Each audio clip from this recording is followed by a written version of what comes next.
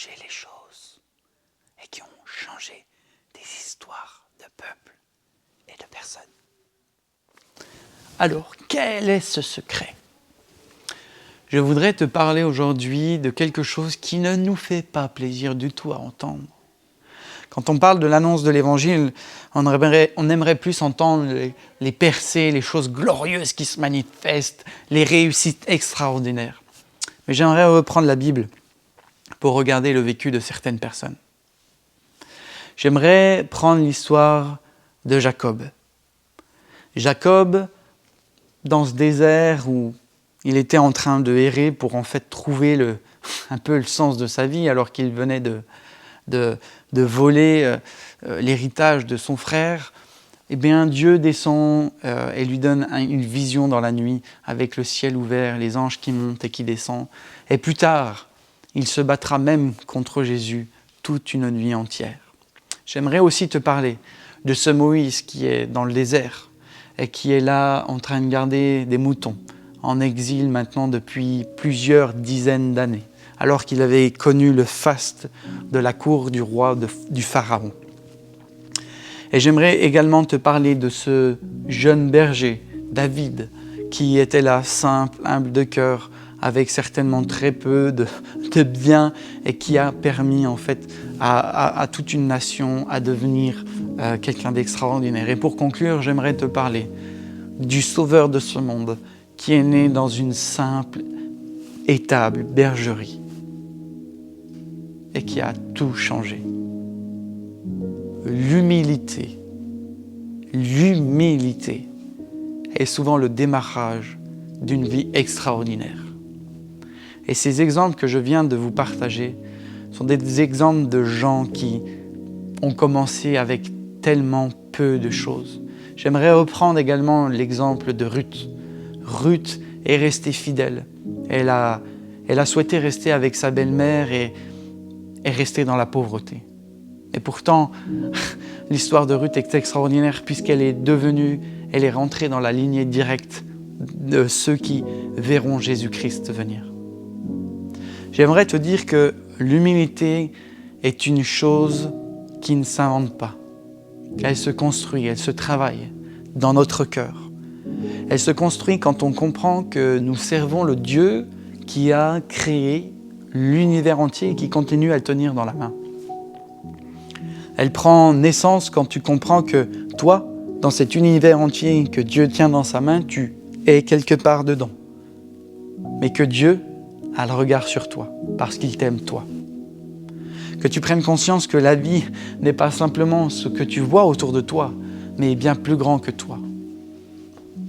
Et ce n'est pas parce que tu vois une ou deux percées à droite à gauche, parce que tu chantes bien le dimanche dans la chorale et que les gens sont contents que tu sois dans leur église, alors que tu as un grand ministère. Retrouve l'humilité, parce que l'humilité est une source de bénédiction pour les autres. Oui, pour les autres. Quand tu es humble, tu restes toujours attentif. Tu restes toujours attentif à ce que Jésus veut te dire et de ce que Jésus attend de toi. Tu restes toujours attentif de ce que les gens te disent, les besoins qu'ils ont, les situations dans lesquelles ils sont et ce qu'ils vivent. Et ton cœur est toujours attentif et plein d'amour pour ces gens, de compassion. Reste humble, travaille à ton humilité. Et il est important et crucial pour nous, l'Église, de rester dans cette humilité, de toujours rester là devant Dieu en lui demandant comment est-ce qu'on peut devenir des meilleurs disciples, des meilleurs témoins, comment changer davantage, comment être amoureux de lui encore plus. L'humilité, c'est véritablement une clé, car l'orgueil est ce qui a fait chuter le monde par Satan. L'orgueil est le début de la chute. Et j'aimerais vous dire que quand on annonce l'Évangile et qu'on gagne 2, 3 personnes, puis peut-être 10, on peut vite se gonfler de quelque chose qui va s'appeler orgueil. On va dire ça marche, moi j'ai l'onction, regarde-toi, tu as gagné combien de personnes, etc. Restons humbles, restons humbles. Je l'ai déjà dit, mais j'ai fréquenté des gens qui ont amené, pour certains, des millions de personnes à l'Évangile. Je dis bien des millions. Et avec cette personne, Notamment, j'ai parlé avec elle comme si je la connaissais depuis des années, et comme à un frère. Et l'échange était tellement simple et il s'est intéressé à moi. Il m'a posé des questions, a même rigolé avec moi, il a pris le temps alors que c'est quelqu'un d'extrêmement pressé. Humilité. L'humilité est véritablement un ingrédient qui permet d'avoir la percée. Et vous savez, les gens qui ne connaissent pas Jésus sont très sensibles à l'humilité. Et parfois, c'est seulement avec cette humilité que vous allez les amener à Jésus-Christ, même sans parole, juste avec cet état d'esprit.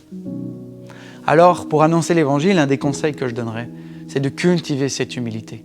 L'humilité qui vous garde couché devant la croix de Jésus à chercher tous les jours. Et qui va éviter un jour de vous dire « c'est bon, je connais ma Bible, on peut y aller, vas-y ». Et d'oublier de lui demander.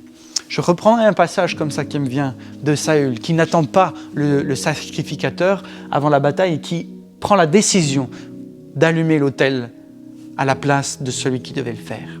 Le résultat, c'est qu'il va perdre, lui et son fils, leur vie sur ce champ de bataille, que leur lignée va s'arrêter et que les bénédictions que Dieu avait pour eux se stoppent net. Gardons nos cœurs humbles, fidèles à Jésus, pour sa gloire et pour voir le monde être changé. Alors je voudrais te bénir et t'amener dans cette réflexion de toujours rester devant Jésus, et même maintenant, d'étudier et de prendre du recul sur ta personne. Comment suis-je? Quelle estime ai-je de moi? Est-ce que je me dis j'ai toujours besoin de Jésus ou est-ce que je me trouve déjà beau à mes propres yeux? Est-ce que je me trouve déjà bon à mes propres yeux? C'est une vraie question à se poser. Et je voudrais t'encourager à creuser cette question avec Jésus ce soir. Dans la puissance du nom de Jésus, je te bénis et je te retrouve très rapidement pour une prochaine vidéo. Ciao!